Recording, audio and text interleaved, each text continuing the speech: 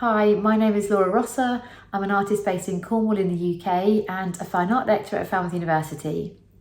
This is a short introduction to my print-based practice, which centres on error and its creative potential and agency, and it's going to feature one of my printers, which I'm going to use to print with while I talk to you about my work. Error is notoriously difficult to define.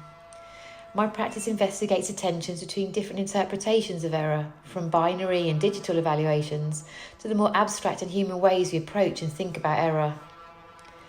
Error is encapsulated in my work by Deleuze's phrase, misadventures of thought, which distinguishes error as a form of wondering and applies a state of unknowing. So my research is not just about error in the literal or material sense of the word, but about error in the context of a particular set of creative practices and concepts, including printmaking and ideas of the post-digital, where artists favour the misbehaviour of failing analogue and digital technologies. I apply this theory to the expanded field of printmaking, where errors created using analogue and digital print equipment coexist as creative tools in artistic practice, intertwining in a space of creative action. Post-digital print breaks down binary distinctions and highlights print's practices and their ability to influence culture, ideas and perspectives beyond the mere physical matter of the printed form. Significantly, from a post-digital perspective, errors in technologies begin to develop their own voices. My print practice is typically low-tech, making use of relatively simple means to connect and distribute information between old print equipment, paper and the internet. Error is activated by the practice itself through the messiness of entangled human and non-human relations. Printmaking is inherently seen to be error-prone and, consequently, when we apply post-digital thinking, new and old technologies and the uncertainty of people, the creative potential is intensified.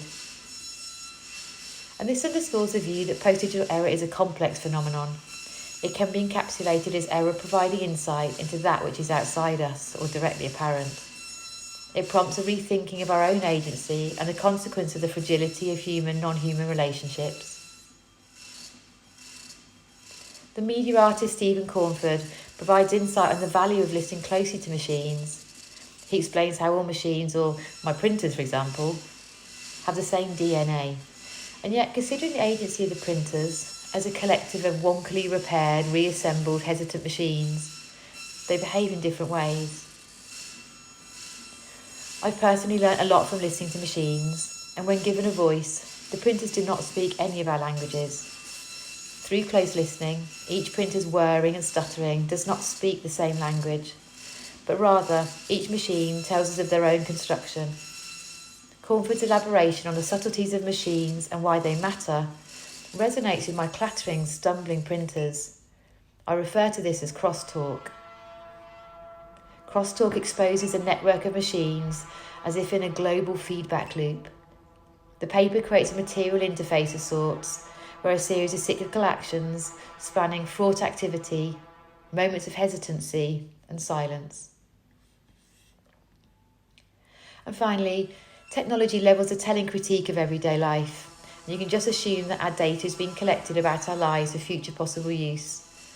And this enriches my articulation of the errant printed object as exceeding its status as fixed or stable, and simplistic ideas of a misprint, error, boo-boo or slip-up that is without wider cultural or social implications.